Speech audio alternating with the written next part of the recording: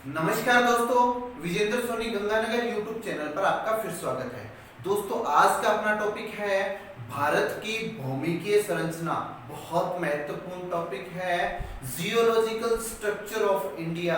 यदि भारत की मिट्टियों का वर्णन करना हो, भारत के भौतिक प्रदेश का वर्णन करना हो, हमें भौमिकीय संरचना पता होनी चाहिए। इसमें से डायरेक्ट सवाल आता है, अमूमन ये टॉपिक हम छोड़ देते हैं।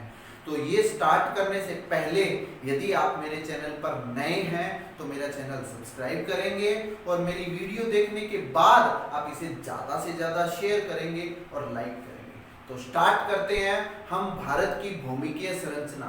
देखें, इसको हम ट्रिक के माध्यम से जानते हैं। सबसे पहले मैंने यहाँ पर एक ट्रिक लिखी है, आदा कवि गोद टर। इस ट्रिक के माध्यम से जो 7 काल के अनुसार चट्टानी वर्णन किया गया है, वो चट्टानी वर्णन आपने याद करना है। आ से आर्कियन, भारत की सबसे पुरानी चट्टान कौन सी है? आर्कियन चट्टान है।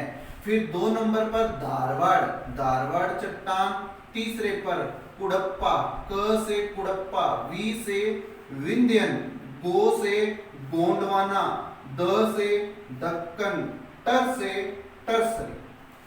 ये 7 काल के अनुसार चट्टानी वर्णन है। यदि हम भारतीय वर्गीकरण के अनुसार देखें कि भारतीय शैलिकी के अनुसार जो चट्टानी वर्णन दिया गया है वो 4 भागों में विभाजित किया गया है। कौन कौन से 4 भाग हैं? पहला तो आर्कियन ही है, और इस आर्कियन समूह में क्या क्या सम्मिलित किया गया है?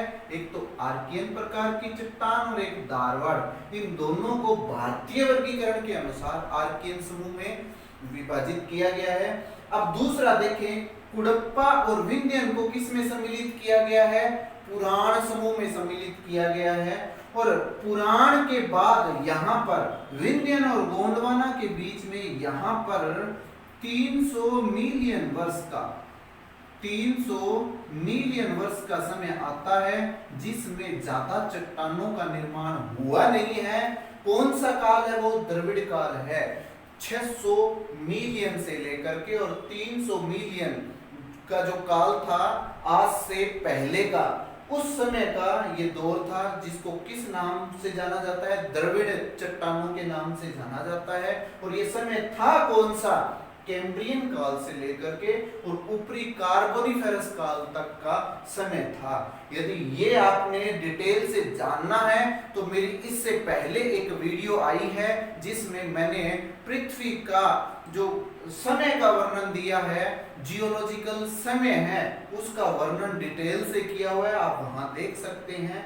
इसके बाद देखें तो गोंडवाना, दक्कन और टर्सरी, इन सब को किस में सम्मिलित किया गया है? आर्यकाल। और इसके बाद जो आधुनिक दौर चल रहा है वो कौन सा काल है? वो चतुर्थ काल है। चतुर्थ काल, इसको क्या कह देते हैं? इसको क्वाटरनरी एज कह देते हैं। क्लियर है? तो अब हम एक एक जो चट्टानी वर्णन है, एक एक काल का, जैसे आर्कियन का हम सबसे पहले चित्र के माध्यम से वर्णन करते हैं। तो स्टार्ट करते हैं आर्कियन क्रम की चट्टान। देखिए, भारत की सबसे पुरानी चट्टान कौन सी है? आर्कियन है। आर्कियन की हम बात करें तो ये जो मूल रूप इसका आग्नेय चट्टान के रूप में होता है। शुरुआत में जो चट्टान बनती है वो आग्नेय चट्टान बनती है। आग्नेय चट्टान का भी कायांतरण हो गया है, ताप और दाब की वजह से कायांतरित रूप में मिलता है। किसका? जो आग्नेय चट्टान होता है उसका। किसमें? आर्कियन समूह की चट्टान में। और ये कायांतरित होने के बाद में हमें किस रूप में मिल रही है? नीस और शिष्ट के रूप में मिल रही है। ये ध्यान में रखना, नीस और शिष्ट के रूप में मिल रही है। कौन सी? आर्कियन किस्म की चट्टान। यदि हम प्रायद्वीपीय भारत में देखें, यहां से लेकर के और राजस्थान तक, कन्याकुमारी से राजस्थान तक, तो ये प्रायद्वीपीय भारत के 2/3 भाग पर फैली हुई चट्टान है। कौन सी? आर्कियन किस्म की चट्टान। देखिए, ये जब चट्टान बनी थी तब जीवाश्म मतलब जीवों की उत्पत्ति हुई नहीं थी पृथ्वी पर, जीवों की उत्पत्ति नहीं हुई है, तो इस प्रकार की चट्टान में जीवाश्म मिलना संभव है ही नहीं, इसलिए ये जीवाश्म विहीन चट्टान होती है। कौन सी? आर्कियन की बात कर रहा हूं। क्लियर है? इस चट्टानीकरण को, आर्कियन चट्टानीकरण को 4 भागों में बांट देते हैं। किस आधार पर? वितरण के आधार पर, क्षेत्र के आधार पर। सबसे पहले हम पढ़ते हैं प्रायद्वीपीय नीस या बंगाल नीस या गुंबद नीस, तीनों नाम यदि आ जाए तो बात करें आर्कियन चट्टान की, यहां से सवाल आने के चांस रहते हैं। इसका विस्तार कहां कहां पर है? पश्चिमी बंगाल में, छोटा नागपुर में, हजारीबाग। छोटा नागपुर और हजारीबाग कहां का हुआ? झारखंड का एरिया, उड़ीसा का थोड़ा सा क्षेत्र और उसके बाद में कर्नाटक का हिस्सा। यहाँ पर कौन सी चट्टान है? प्रायद्वीपीय या बंगाल नीस का भाग है। तो ये पश्चिमी बंगाल की जो मुख्य चट्टान है वो कौन सी हो जाएगी? बंगाल नीस के आधार पर इसको माना जाएगा। क्लियर है? अब दूसरा देखें, बुंदेलखंड नीस। बुंदेलखंड नीस महाराष्ट्र के इर्द गिर्द का क्षेत्र। बुंदेलखंड महाराष्ट्र, राजस्थान, आंध्र प्रदेश और तमिलनाडु। ये राजस्थान, बुंदेलखंड महाराष्ट्र और उसके बाद में आंध्र प्रदेश और उसके बाद में तमिलनाडु, ये वाला हिस्सा ये किस में आ जाएगा? बुंदेलखंड नीस का हिस्सा हो जाएगा। क्लियर है? तो यदि प्रायद्वीपीय नीस कहते, बंगाल नीस कहते, गुंबद नीस कहते, बुंदेलखंड नीस कहते, या चर्नोकाइट, ये भी ध्यान में रखना, चर्नोकाइट नीस कहते, नीलगिरी नीस कहते, या हिमालय के सब स्ट्रेटम की बात करते, तो सब चट्टानें कौन सी होंगी? आर्कियन समूह की चट्टानें होंगी। आर्कियन का शाब्दिक अर्थ ही क्या है? सर्वाधिक पुराना, सबसे पुराना। तो सबसे पुरानी चट्टान आर्कियन है। अब देखें चर्नोकाइट, चर्नोकाइट या नीलगिरी जो चट्टान है वो नाम क्यों पड़ा है? सबसे पहले इसकी बात कर लेते हैं, नाम क्यों पड़ा है। देखिए कोलकाता के संस्थापक थे जॉब कार्नोट, ये चार्नोक, जॉब चार्नोक, मैंने यहां लिखा भी है जॉब चार्नोक। जब जॉब चार्नोक की मृत्यु हो गई थी तो इनको दफनाने के लिए जो कब्र बनाई गई थी वो कब्र खोदते वक्त सबसे पहले इस प्रकार की एक अलग ही चट्टानी रूप हमें देखने को मिला था। उस चट्टानी रूप को नया मानते हुए कौन सा चट्टानी वर्गीकरण कर दिया गया? चार्नोकाइट या नीलगिरी वर्गीकरण कर दिया गया था। ये पाई कहा जाती है? तमिलनाडु का अर्काट, दक्षिणी अर्काट, पालनी, नीलगिरी और शेवराय, ये वाला जो हिस्सा है यहाँ पर ये चट्टान पाई जाती है। आंध्र प्रदेश का नेल्लोर का हिस्सा यहाँ पर ये पाई जाती है। केरल का मालाबार और कुरनूल, ये वाला हिस्सा, कर्नाटक का ये वाला क्षेत्र और थोड़ा सा उड़ीसा का बालासोर क्षेत्र, फिर बिहार, झारखंड, एमपी और राजस्थान में भी ये पाई जाती है। ये बहुत जगह विस्तृत है। कौन सी? चार्नोकाइट या नीलगिरी प्रकार की आर्कियन चट्टान। क्लियर है? और चौथा यदि हम इसका रूप देखें तो वो कौन सा रूप होगा कि हिमालय की जो तली बनी हुई है, देखिए हिमालय का जो ऊपरी स्वरूप है वो तो कौन से किस्म की चट्टान है? जो टर्सरी प्रकार की चट्टानें हैं वो रूप है। यदि हिमालय का हम आंतरिक भाग देखें, उसका सबस्ट्रेटम देखें, उसका अधस्तर देखें, अधस्तर, तो वो किस प्रकार की चट्टान का है? वो आर्कियन किस्म की चट्टान का है। क्लियर है? तो ये आर्कियन किस्म की चट्टान का वर्णन था। इसके बाद देखेंगे हम धारवाड़ किस्म की चट्टान। धारवाड़ का जब भी नाम आ जाए तो आपने ये ध्यान रखना है कि जो आर्कियन चट्टान है, आर्कियन चट्टान है, ये तो कायांतरित हो गई है मूल रूप से भी। इसके अनाच्छादन से, अनाच्छादन क्या हुआ?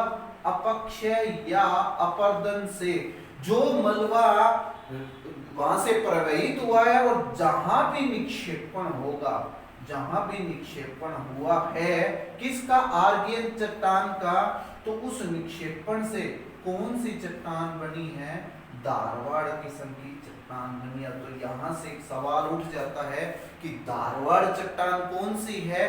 भारत की सबसे पुरानी अवसादी चट्टान का नाम आएगा तो धारवाड़ किस्म की चट्टान आएगी। क्लियर है? अब हम इसको धारवाड़ चट्टान को चित्र के माध्यम से समझते हैं। आर्कियन के बाद में धारवाड़ क्रम की चट्टान है। धारवाड़ नाम जब भी आ जाए तो सबसे पहले इसके नामकरण के बारे में बात करनी है। इसका नामकरण हुआ कैसे था?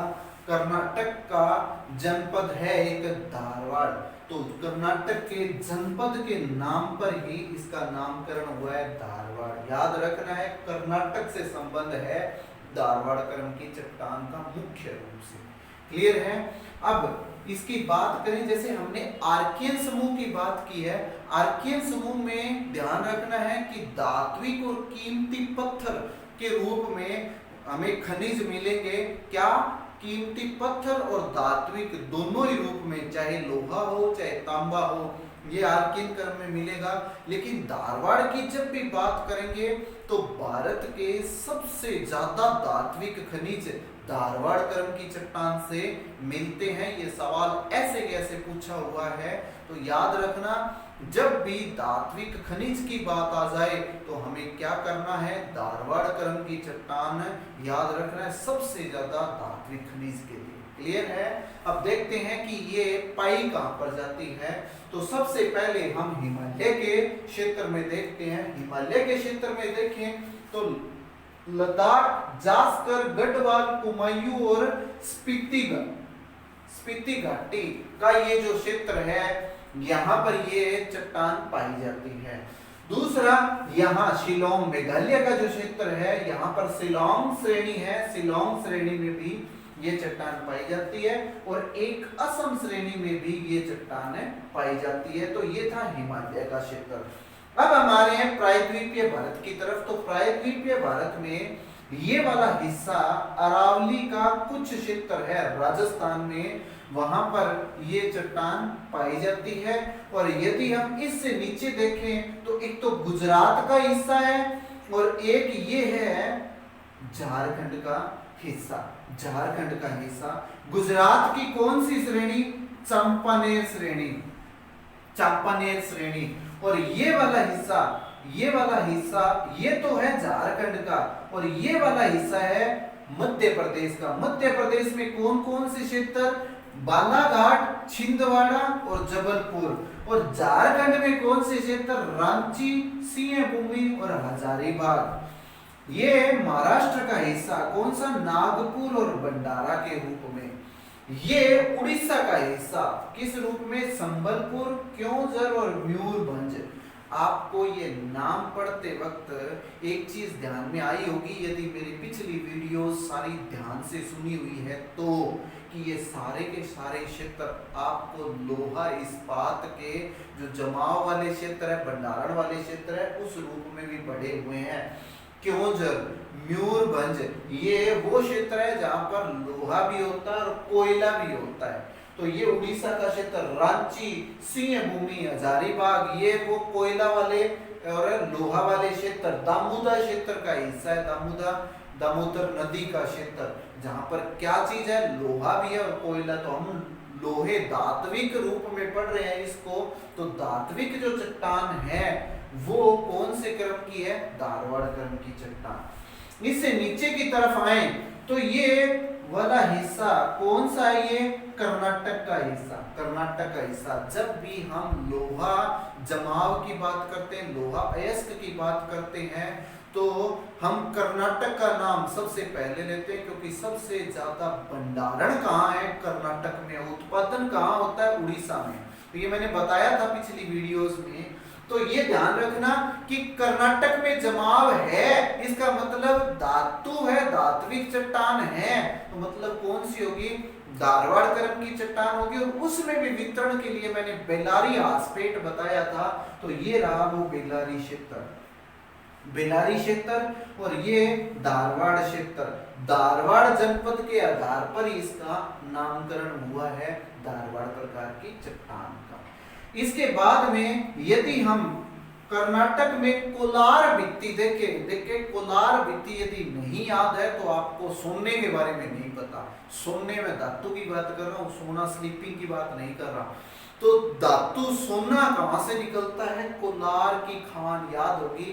कोलार भित्ति किस क्रम की चट्टान से संबंधित है? धारवाड़ क्रम की चट्टान से संबंधित है। और यहीं पर एक और चट्टान है, कौन सी? चैंपियंस नीस। चैंपियंस नीस का संबंध भी किससे है? धारवाड़ क्रम की चट्टान से है। याद रखने ये सारे के सारे नाम आपने। फिर दक्षिण में जाएं तो यहाँ तमिलनाडु का क्षेत्र है जिसमें नीलगिरी और मदुरई क्षेत्र है, जो किस क्रम की चट्टान के अंतर्गत आते हैं? धारवाड़ क्रम की चट्टान के अंतर्गत आते हैं। और ये सारी जो धारवाड़ क्रम की चट्टान है ये कौन से खनिज के रूप में जानी जाती है? धात्विक खनिज के रूप में जानी जाती है। अब इसके बाद हम देखते हैं पुराण श्रेणी। पुराण श्रेणी, देखिए पुराण श्रेणी को दो भागों में बांटा है। पुराण श्रेणी को, जो पुराण चट्टानी क्रम है उसको हमने दो भागों में बांटा है। पहला कुड़प्पा और दूसरा विंध्यन। विंध्यन क्रम। तो कुड़प्पा और विंध्यन क्रम, इन दोनों का हम वर्णन करेंगे। सबसे पहले देखते हैं कुड़प्पा प्रकार की चट्टान। कुड़प्पा चट्टानों का जो निर्माण है वो धारवाड़ के निक्षेपण से माना जाता है। देखिए धारवाड़ का निक्षेपण हमने किससे माना था? आर्कियन चट्टान के निक्षेपण से माना था।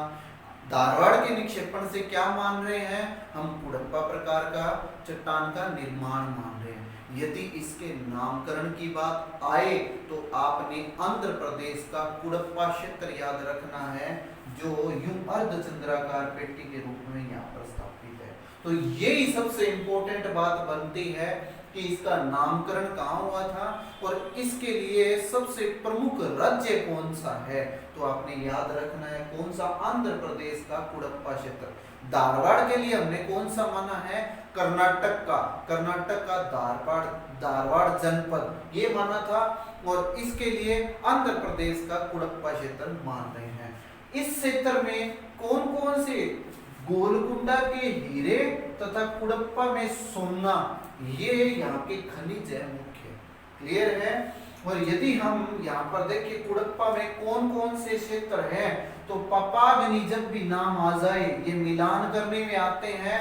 पपागनी आ जाए या चियार आ जाए, ये दोनों नदियां हैं जो इस क्षेत्र में बहती है। पपागनी नदी और चियार नदी, इसी के नाम पर इनका नामकरण हुआ है। और फिर नल्ला मल्ला और किस्तना, ये पहाड़ियां हैं जिसके नाम पर इनका नामकरण हुआ है क्षेत्र का। किसके अंतर्गत आते हैं? कुड़प्पा क्षेत्र के अंतर्गत आते हैं। क्लियर है?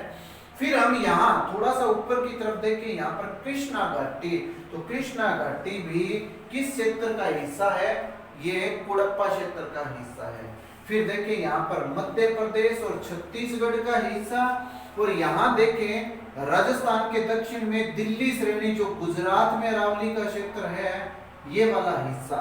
और यदि हम इसके आर्थिक महत्व की बात करें तो आर्थिक महत्व में सबसे पहले हम कुड़प्पा श्रेणी की बात करते हैं। कुड़प्पा श्रेणी में क्या मिलता है? लोहा, मैग्नीज, बेराइट और एस्बेस्टस, मतलब धात्विक और अधात्विक खनिज दोनों ही मिलेंगे यहाँ पर। और यदि हम दिल्ली श्रेणी की बात करें तो दिल्ली श्रेणी में क्या मिलेगा? तांबा, निकल और कोबाल्ट, धात्विक खनिज यहाँ भी मिल रहे हैं। क्लियर है? और यदि हम इस पूरे कुड़प्पा प्रकार की चट्टानों की बात करें तो इसमें कौन कौन से हमें खनिज मिलते हैं? तो बलुआ पत्थर मिलता है, चूना पत्थर मिलता है, संगमरमर मिलता है। और ये जो सारे मैंने खनिज बताए हैं ये सब किस प्रकार की खनिज चट्टान में मिलते हैं? कुड़प्पा प्रकार की चट्टान में। मुख्य श्रेणी आपने कौन सी याद रखनी है कुड़प्पा में? कि कुड़प्पा क्षेत्र कहां पर है? तो आंध्र प्रदेश। आंध्र प्रदेश में कुड़प्पा क्षेत्र में पपागनी कहे, चाहे चियार कहे, चाहे नल्ला मल्ला कहे, चाहे किस्तना क्षेत्र कहे, इस तरफ दिल्ली श्रेणी कहे, या फिर हम यहाँ पर मध्य प्रदेश और छत्तीसगढ़ का हिस्सा कहे, या कृष्णा घाटी कहे, ये सारे के सारे क्षेत्र किस में आ जाएंगे? कुड़प्पा प्रकार की चट्टानों के क्षेत्र आ जाएंगे। क्लियर है। अब इसके बाद देखते हैं हम विंध्यन क्रम की चट्टान में क्या क्या विशेषता है और क्या क्या खनिज पाए जाते हैं।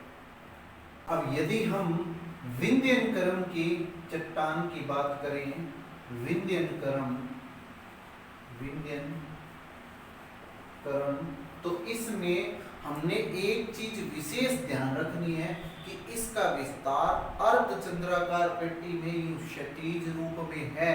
कहां से कहां तक? यहाँ चित्तौड़गढ़, याद रखना इस शब्द को, चित्तौड़गढ़ राजस्थान से लेकर के और यहाँ सासाराम, सासाराम कहां पर है? ये बिहार। ये याद रखना, ये ऐसे कैसे पूछा जाता है कि बिहार के सासाराम से लेकर के चित्तौड़गढ़ राजस्थान तक कौन सी श्रेणी फैली हुई है, तो आपने ये कहना है विंध्यन क्रम फैला हुआ है। चट्टानी क्रम कहे तो विंध्यन चट्टानी क्रम और पर्वतमाला कहे तो विंध्यन पर्वतमाला। क्लियर है। अब यहाँ पर ध्यान देना कि ये अरावली का कुछ हिस्सा और ये विंध्यन का कुछ हिस्सा, अरावली और विंध्यन के बीच में यहाँ पर एक महान दरार घाटी है, भ्रंश घाटी है, जिसको क्या कह देते हैं? Great boundary fault. ये सवाल ऐसे कैसे पूछा जाता है। ग्रेट बाउंड्री फॉल्ट किस किस के बीच में है? विंध्यन क्रम और अरावली के बीच में है। क्लियर है। अब यदि हम बात करें तो ये वाला हिस्सा कौन सा हुआ? जालोर और सिवाना का हिस्सा, जहां पर क्या मिलते हैं? जहां पर पत्थर, चट्टानी पत्थर और चूने के रूप में यहाँ पर खनिज मिलते हैं। तो ये सारा जो क्षेत्र है, चाहे विंध्यन क्रम आए, चाहे विंध्यन क्षेत्र आए, चाहे जालोर सिवाना का क्षेत्र आए, आपने यहीं से समझ जाना है कि विंध्यन क्रम की जो चट्टान है वो किस लिए प्रसिद्ध है? वो संगमरमर के लिए, चूना पत्थर के लिए, मतलब अधात्विक खनिजों के लिए ये विशेष रहेगी। अब देखें यहाँ पर इसको दो भागों में बांटा गया है। किस रूप में? एक तो ऊपरी विंध्यन क्रम और एक निचला विंध्यन क्रम। ऊपरी विंध्यन क्रम का मतलब क्या होगा? जो पुराना है, और नए विंध्यन क्रम का मतलब ये काल के आधार पर नया और पुराने के संदर्भ में बांटा हुआ है। ऐसा नहीं कि स्थिति उत्तर में है कि दक्षिण में, ऐसा नहीं है। तो हमें पुराने और नए के रूप में इसको पढ़ना है। ऊपरी विंध्यन में बांडेर, रीवा और कैमूर। ये याद रखना है कि बारी कैमूर, इसको ट्रिक से याद कर लेना। बारी कैमूर ऊपर है, बारी कैमूर ऊपर है, मतलब ऊपरी विंध्यन में क्या आ जाएगा? बांडेर, रीवा और कैमूर श्रेणी आ जाएगी। और निचले विंध्यन में क्या क्या चीज है? सेमरी, कुरनूल, भीमा, मल्लानी, जालोर, सिवाना। तो जालोर, सिवाना, मल्लानी क्षेत्र बाड़मेर का राजस्थान के दृष्टिकोण से ये बड़ा इंपॉर्टेंट है। कौन से क्रम की चट्टान है? विंध्यन क्रम की। तो मल्लानी और जालोर, सिवाना और भीमा क्षेत्र, भीमा नदी बहती है इस तरफ, तो ये वाला हिस्सा कुरनूल और सेमरी, ये पांच हिस्से किस में आ जाएंगे? निचले विंध्यन क्रम में आ जाएगा। अब मैं बात बता रहा हूं, मोस्ट इंपोर्टेंट सवाल विंध्यन क्रम की, कि जो लाल किले में लाल पत्थर लगा हुआ है, जामा मस्जिद में लगा हुआ है, सांची के स्तूप में लगा हुआ है, यहाँ जो लाल पत्थर लगे हुए हैं वो किस श्रेणी के हैं? वो विंध्यन क्रम की चट्टानें हैं। यहाँ पर आप देख भी सकते हैं, मैंने लिखा भी हुआ है, सांची स्तूप, जामा मस्जिद और लाल किले, इसमें लगे हुए लाल पत्थर किस श्रेणी के हैं? विंध्यन क्रम की चट्टानों के हैं। चूना पत्थर, चीनी मिट्टी और डोलोमाइट, ये भी विशेष किस क्रम की चट्टान में मिलते हैं? विंध्यन क्रम की चट्टान में मिलते हैं। अब बात करें कि इसमें जो जीवाश्म होंगे वो सूक्ष्म जीवाश्म मिलेंगे, और ये जो चट्टान है, जो पत्थर हो, चाहे चूना हो, चाहे संगमरमर हो, इन सब में परतें मिलती हैं, तो परतदार चट्टान होना ये इसकी विशेषता है। क्लियर है। अब इसके बाद में पुराण श्रेणी के बाद में, क्योंकि पुराण श्रेणी में बार बार रिपीट कर रहा हूं मैंने क्या क्या चीज सम्मिलित की है, कुडप्पा और विंध्यन। कुडप्पा और विंध्यन के बाद में 300 साल का काल आता है। कौन सा? 600 मिलियन, 600 मिलियन से लेकर के और 300 मिलियन, 300 मिलियन, तो 300 मिलियन साल का एक पीरियड आता है जिसको भारतीय चट्टानीकरण के अनुसार क्या नाम दिया गया है? द्रविड़। द्रविड़। ये चट्टानी संदर्भ में साइलेंट है, चट्टानी संदर्भ में साइलेंट है। अब द्रविड़करण के बाद में कौन सी चट्टान आएगी? गोंडवाना क्रम की चट्टान आएगी। तो हम गोंडवाना क्रम की चट्टान को चित्र के आधार पर समझते हैं। गोंडवाना क्रम की चट्टान, गोंडवाना क्रम की चट्टान जब भी नाम आ जाए तो सबसे पहले इसके शब्द की उत्पत्ति देखते हैं। एमपी के गोंड क्षेत्र से बनी, गोंड क्षेत्र से इस शब्द की उत्पत्ति हुई है। क्लियर है? यदि भारत में सबसे ज्यादा कोयले की बात करें कि 98% कोयला किस चट्टानी क्रम में मिलता है, तो आपने बात करनी है गोंडवाना क्रम की। क्लियर है? मेरे वीडियो को देखा होगा आपने, जो मैंने कोयला जमाव बताया था भारत में, तो भारत में कोयला जमाव में 98% मैंने गोंडवाना काल का कोयला बताया था और 2% टर्सरी काल का कोयला बताया था। तो वो कोयला क्षेत्र यदि आपको याद है तो इस गोंडवाना क्षेत्र के आपको जगह याद करने में दिक्कत नहीं आएगी। देखते हैं कौन कौन से हैं। सबसे पहले हम ये क्षेत्र देखते हैं बिहार और झारखंड का। बिहार और झारखंड का क्षेत्र, ये वाला हिस्सा, ये कोयला जमाव के लिए प्रसिद्ध है। मैंने यहाँ पर नाम भी बताए थे, जरिया की खान झारखंड के किस लिए प्रसिद्ध है? कोयला के उत्पादन के लिए प्रसिद्ध है। तो ये वही क्षेत्र है। फिर हम ये यहाँ इस क्षेत्र की बात करते हैं। ये छत्तीसगढ़ का थोड़ा सा हिस्सा है जो इसमें सम्मिलित है, और ये वाला हिस्सा जिसमें मध्य प्रदेश, उड़ीसा और थोड़ा सा महाराष्ट्र का हिस्सा भी आ जाएगा, ये भी किस लिए प्रसिद्ध है? कोयला जमाव के लिए प्रसिद्ध है। ये वाला हिस्सा आंध्र प्रदेश और तेलंगाना का हिस्सा है जिसमें क्या मिलता है? कोयला मिलता है। और ये सारा का सारा कोयला किस क्रम का है? गोंडवाना क्रम का है। और इस कोयले की विशेषता क्या है कि ये बिटुमिन्स प्रकार का कोयला है। बिटुमिन्स प्रकार का कोयला, देखिए भारत में जो ज्यादा कोयला मिलता है वो बिटुमिन्स प्रकार का है। राजस्थान में जो ज्यादा कोयला मिलता है वो लिग्नाइट किस्म का कोयला है। अब हम गोंडवाना क्रम को दो भागों में बांट देते हैं। कौन सा? ऊपरी गोंडवाना क्रम और निचला गोंडवाना क्रम। ऊपरी गोंडवाना क्रम ये मुख्य श्रेणी नहीं है, उसमें कौन सी है? उमिया, जबलपुर, राजमहल और महादेव का क्षेत्र है। ये मध्यवर्ती हिस्सा है जो ये बांग्लादेश के तरफ वाला हिस्सा है, जो किसका है? झारखंड का, बिहार का और छत्तीसगढ़ का और उड़ीसा का हिस्सा। ये प्रमुख हिस्सा है जो किस में आता है? निचले गोंडवाना क्रम में आता है। इसमें कौन कौन से क्षेत्र है? पचेत, दामोदा क्षेत्र। अब दामोदा क्षेत्र का यहाँ नाम आया, जब भी दामोदा क्षेत्र आ जाए तो कोयला और लोहे के जमाव के लिए ये मुख्य क्षेत्र माना जाता है। और तालचेर क्षेत्र, तालचेर कहाँ है? उड़ीसा में। तो ये प्रमुख क्षेत्र है किसके? गोंडवाना क्षेत्र के, कोयला क्षेत्र के। क्लियर है? अब जहां कोयला मिल रहा है तो ओबियसली वहां पर क्या मिलेंगे? जीवाश्म मिलेंगे।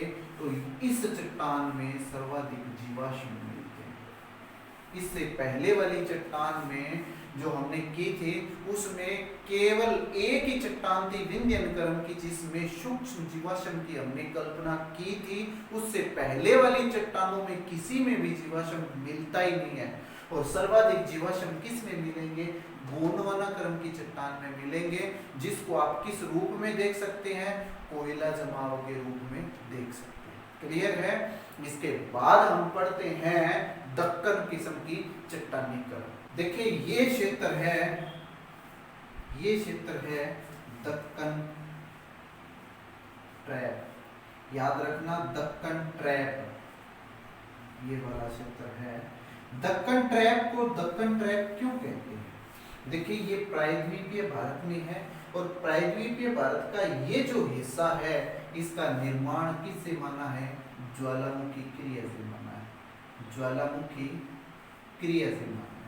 और ज्वालामुखी क्रिया भी किस प्रकार की है? दरारी उद्भेदन की। दरारी उद्भेदन की। अब दरारी उद्भेदन में यहाँ पर जो जमाव हुआ है वो सीढ़ीदार रूप में हुआ है। सीढ़ीदार रूप में, और सीढ़ीदार रूप में जमाव होने के कारण ही इसको क्या कहा है? दक्कन ट्रैप। ट्रैप शब्द इसलिए आया है इसका। क्लियर है?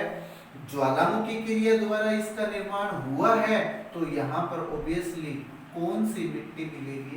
काली मिट्टी, जिसका दूसरा नाम क्या है? रेगूर मिट्टी। रेगूर मिट्टी, या इसका तीसरा नाम कपास उत्पादक मिट्टी।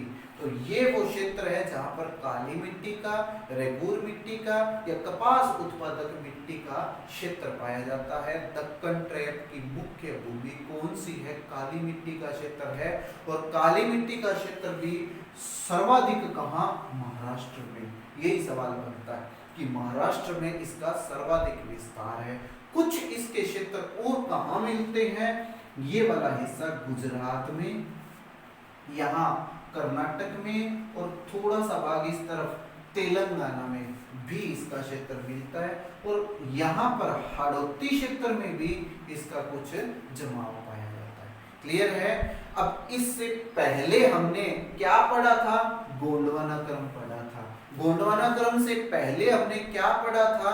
हमने जो पुराण काल की चट्टानें हैं उनको पढ़ा था। पुराण, फिर दक्कन, दक्कन के बाद गोंडवाना।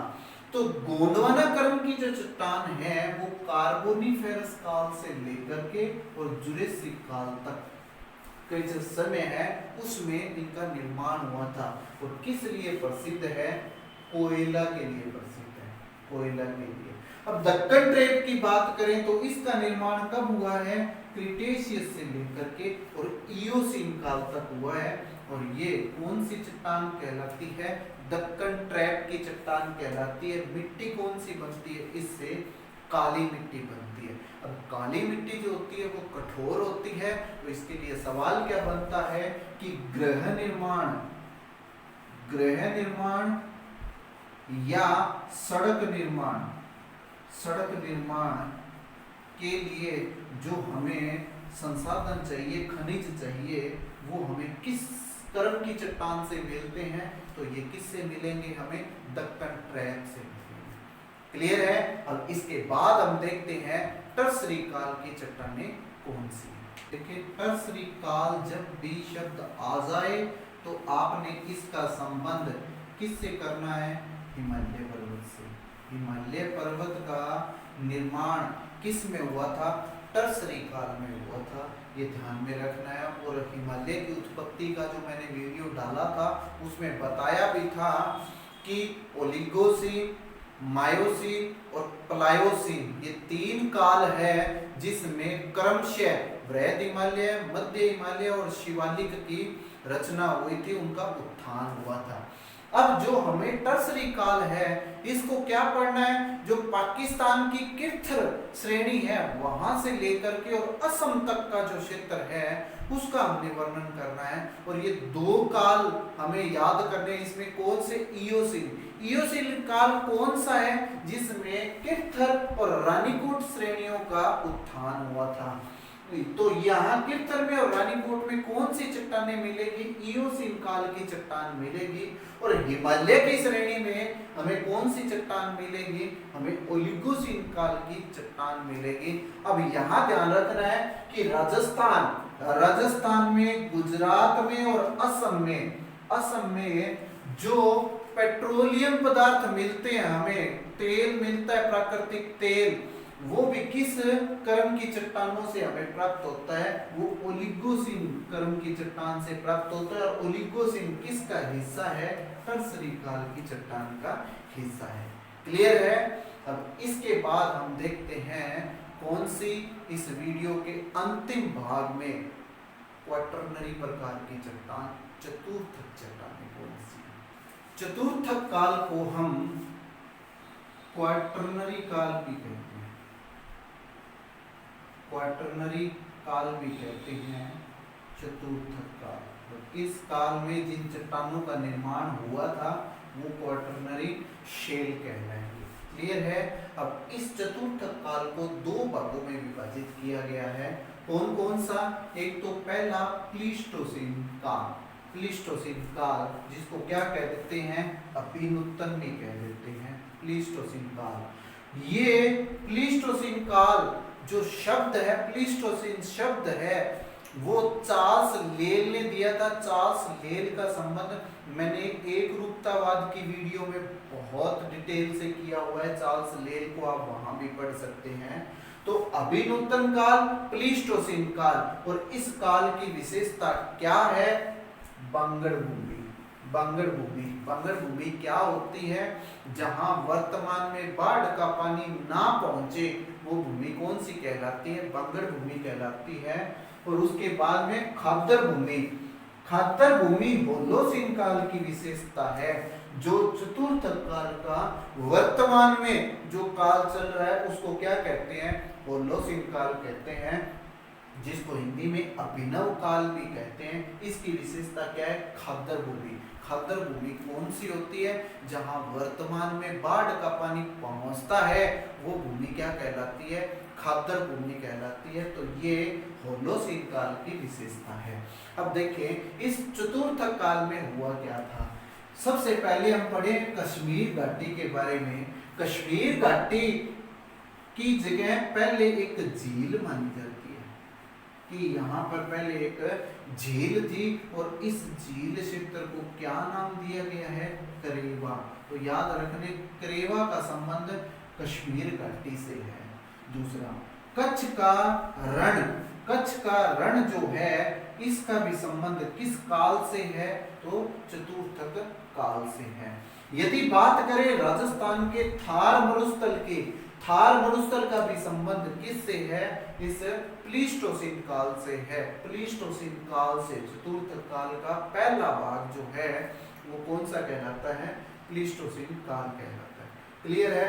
और ये जो मैंने शेडिंग में दिखाया हुआ है ये सारा वो क्षेत्र है जिसकी रचना प्लीस्टोसीन काल में हुई है।